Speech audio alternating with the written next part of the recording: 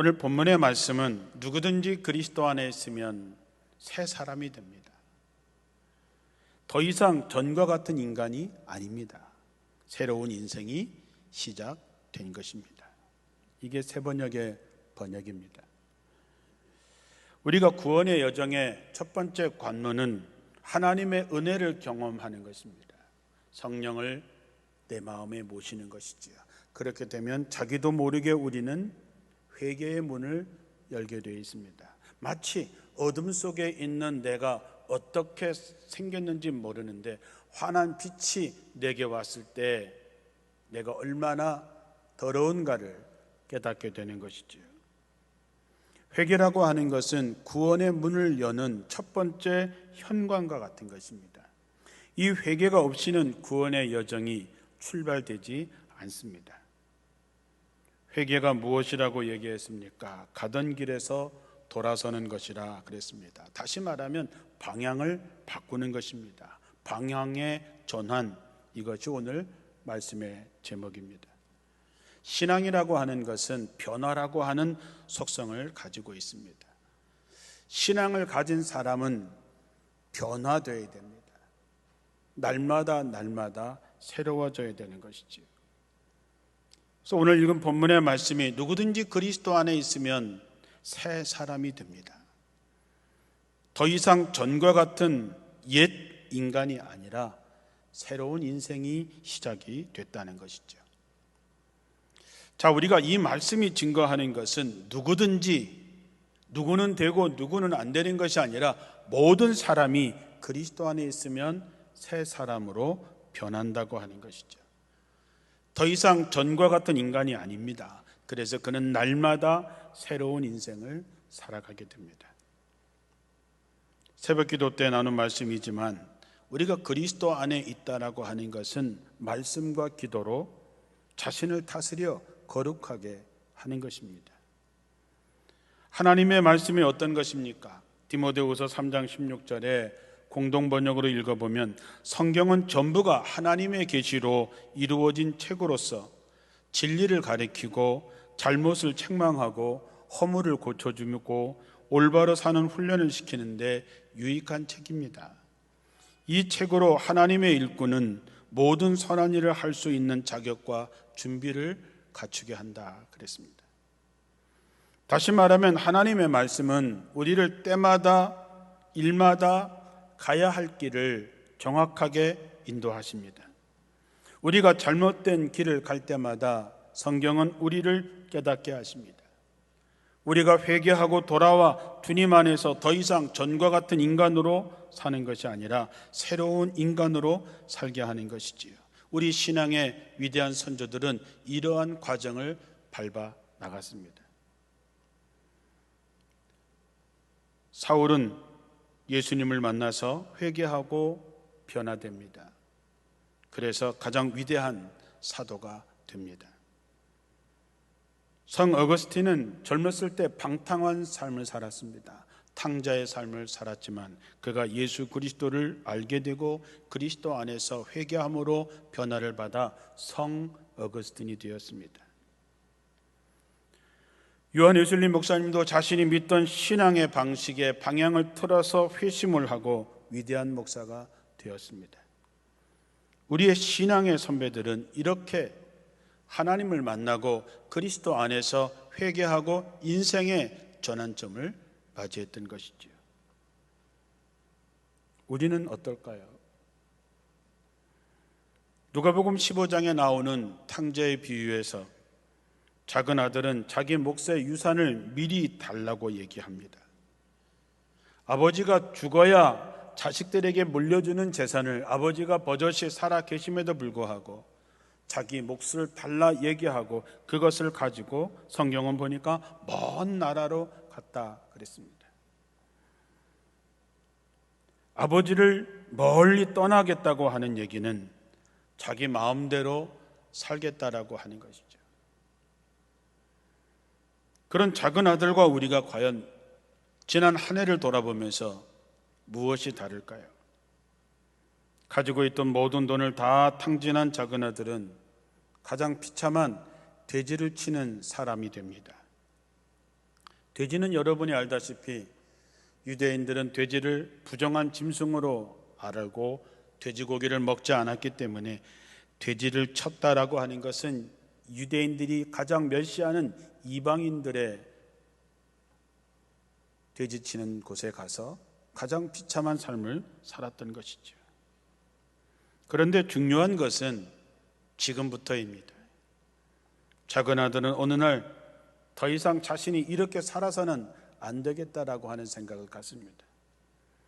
다시 말하면 아버지께로 돌아가서 아들이라 일컬음을 받지 않고 그냥 종으로 살겠다라고 작정합니다. 이게 아들의 회개의 인생의 전환점이 되는 것이지요. 그리고 그가 아버지에게로 돌아가는 것, 그것을 우리는 회개, 가던 길에서 돌아서는 것을 회개라고 얘기합니다. 결론은 잘 알 것입니다. 가던 길에서 돌아서서 아버지께로 돌아올 때에 아버지는 버선발로 뛰어나가서 작은 아들을 맞이하고 모든 것을 다 회복시켜 주십니다.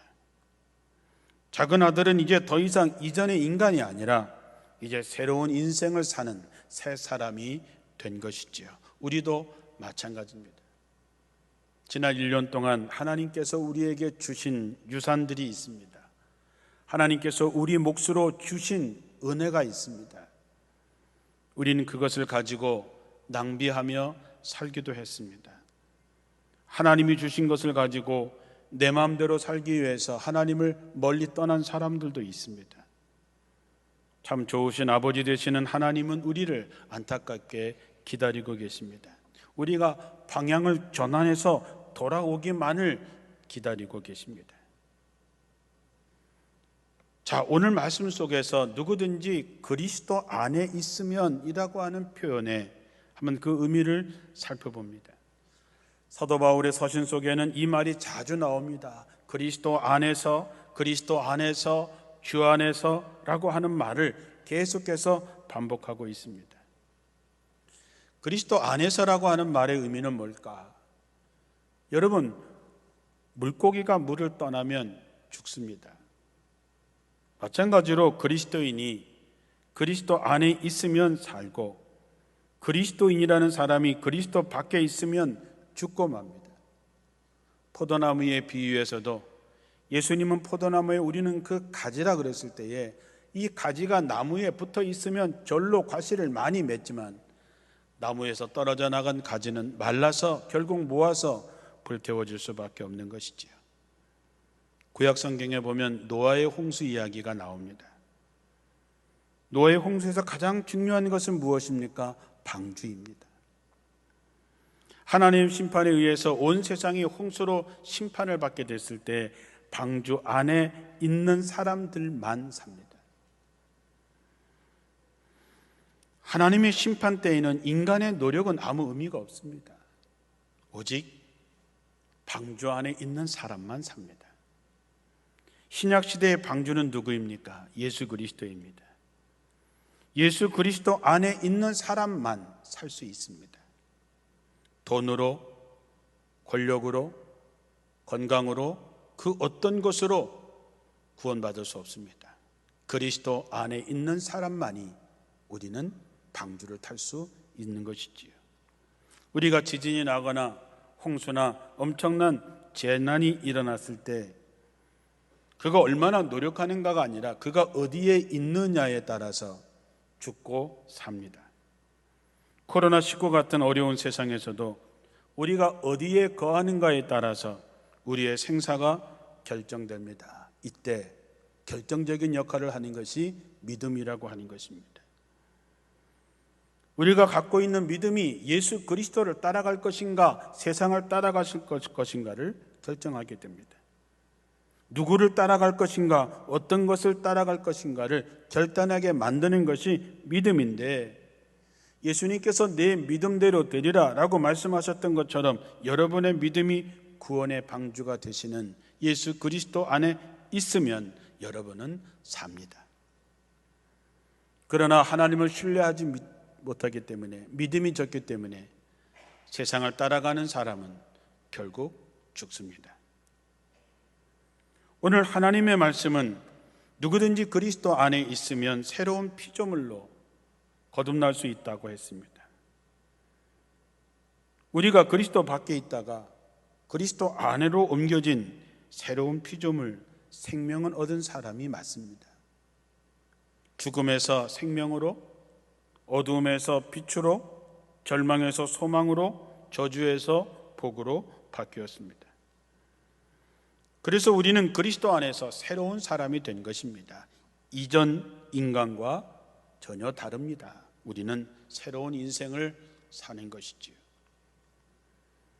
새로운 인생이라고 하는 말, 새로운 피조물이라고 하는 것은 내용적인 면에서 뭔가가 달라졌다라고 하는 것이죠. 변화됐다라고 하는 것을 전제하고 있습니다.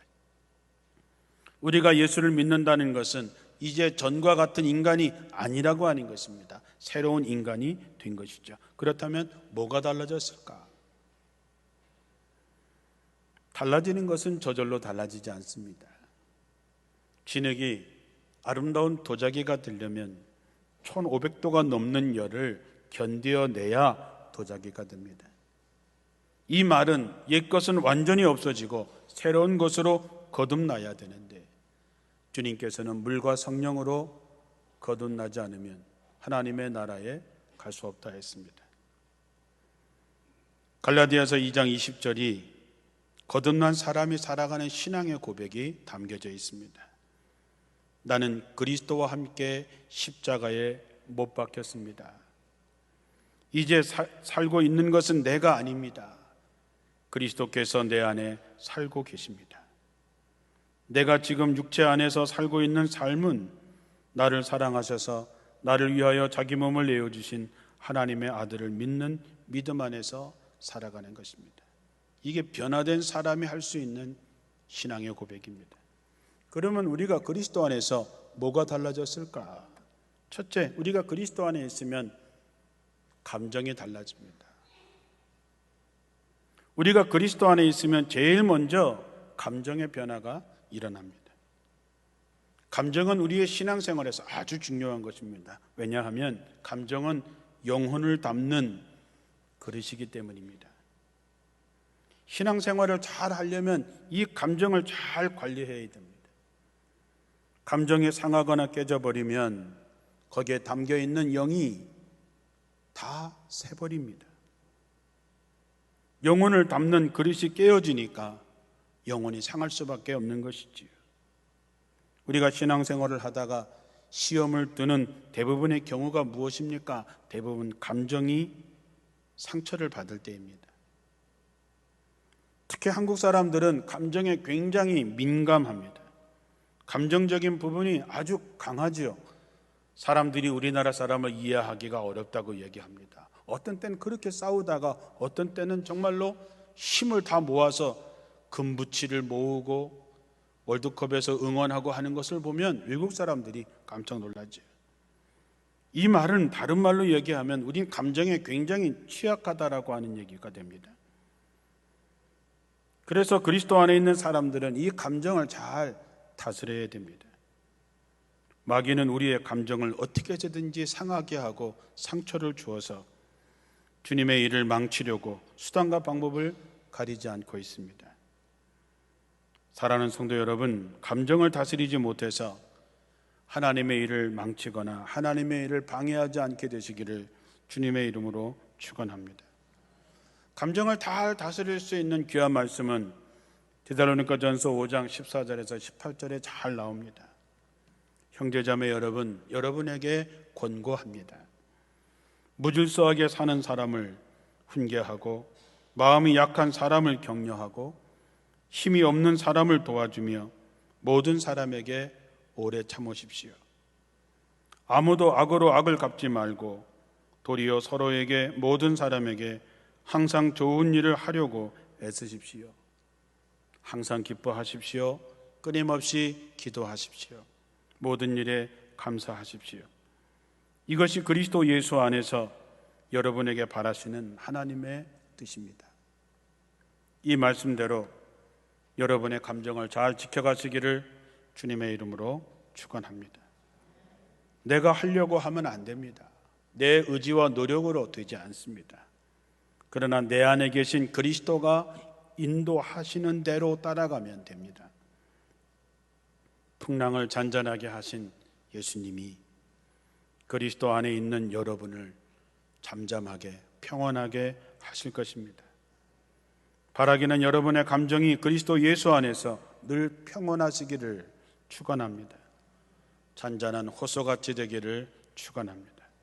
두 번째는 우리의 가치관이 바뀝니다. 우리가 예수님을 만나게 되면 가치관의 변화가 일어납니다. 기준이 바뀌는 것이지요. 사도 바울은 자랑할 게 참 많았던 사람입니다. 집안이면 집안, 학벌이면 학벌, 신앙이면 신앙. 그는 하나도 꿀리는 것이 없던 사람이었지만 그가 예수님을 만나고 났을 때 그 자랑스러웠던 모든 것을 배설물처럼 버렸다 그랬습니다. 가치관이 바뀐 것이죠. 그는 예수 그리스도 외에 다른 것을 알기를 원하지 않았습니다. 돈밖에 모르고 살았던 삭개오가 예수님을 만나고 나자마자 그는 그리스도 안에 있으면서 이렇게 고백합니다. 내 재산의 절반을 팔아서 가난한 사람에게 나눠주겠습니다. 내가 네 것을 토색질한 일이 있거든 4배로 갚겠습니다. 오직 돈이 자기의 유일한 희망이었던 삭개오도 예수 그리스도 안에서 그것을 버립니다. 아이들이 어릴 때 뭐 사줄까 하면 아이들은 대부분 장난감을 사달라고 얘기를 하죠. 그런데 그 아이가 대학생에 대해서 이제 또 뭘 사줄까 얘기했더니 갓난 아기 때 갖고 놀았던 장난감을 사달라고 한다면 그건 뭔가 문제가 있는 것이지요. 고린도전서 13장 11절에 내가 어렸을 때는 말하는 것도 어린애 같고 깨닫는 것도 어린애 같고 생각하는 것도 어린아이와 같다가 장성한 사람이 되어서는 어린아이의 일을 버렸노라 그랬습니다. 우리가 그리스도 밖에 있을 때와 그리스도 안에 있을 때 우리가 보는 눈이 달라지고 생각하는 것도 달라지고 깨닫는 것도 달라져야 된다는 것이죠. 우리가 마태복음 6장 31절 이하에 보면 그러므로 너희는 무엇을 먹을까 무엇을 마실까 무엇을 입을까 걱정하지 말아라. 이런 것들은 모두 믿지 않는 사람들이 애써서 구하는 것이다. 하늘에 계신 너희 아버지께서 이 모든 것이 먹을까 마실까 입을까 하는 이 모든 것이 너희에게 있어야 할 줄로 다 아신다는 것이죠. 그러면 우리가 해야 할 일이 뭐냐? 너희는 먼저 하나님의 나라와 그 의의를 구하라. 그러면 이 모든 것을 너희에게 덤으로 주실 것이다. 참 이 말이 참 멋집니다. 너희는 먼저 하나님의 나라와 그 의의를 구하라. 그러면 무엇을 먹을까 마실까 입을까 하는 것은 너희에게 덤으로 줄 것이다. 올 한 해 수고하고 고생하신 성도 여러분, 우리는 덤을 위해서 살아가는 인생이 아니라 정말 중요한 하나님의 나라와 그 의의를 위해서 사는 사람들입니다.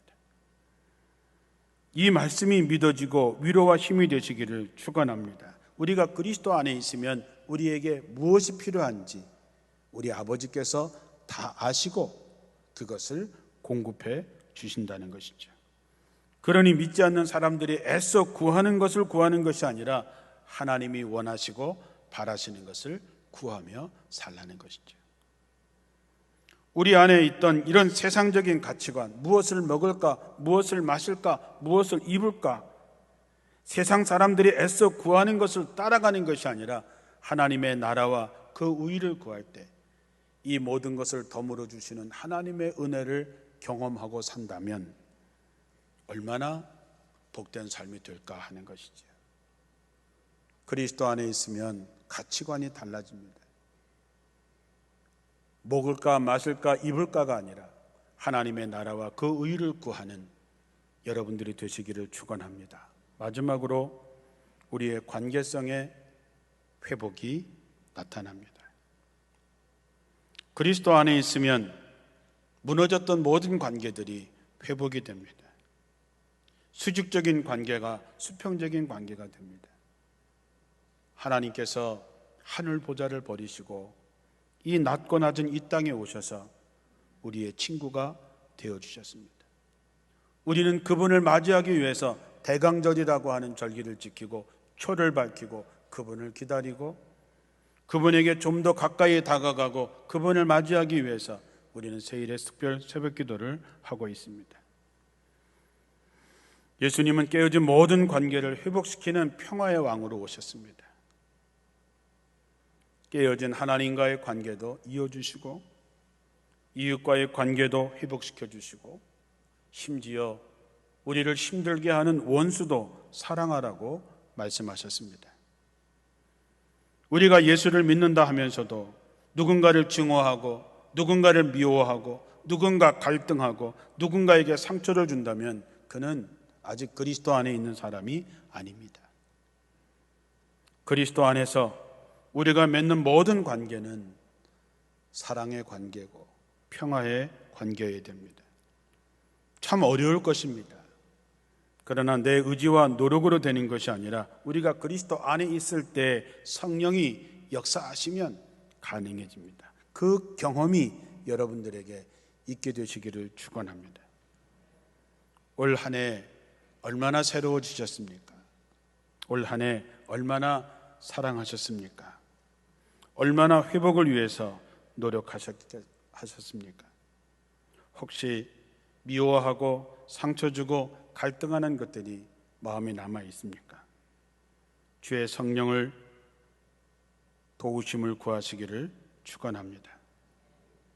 주님 안에서 주님이 주시는 평강과 사랑이 여러분들의 마음에 가득하여져서 무너졌던 모든 관계들이 온전히 회복되어서 정말 더불어 사는 기쁨이 충만한 세상을 만들어가는 평화의 일꾼들이 되시기를 주님의 이름으로 축원합니다.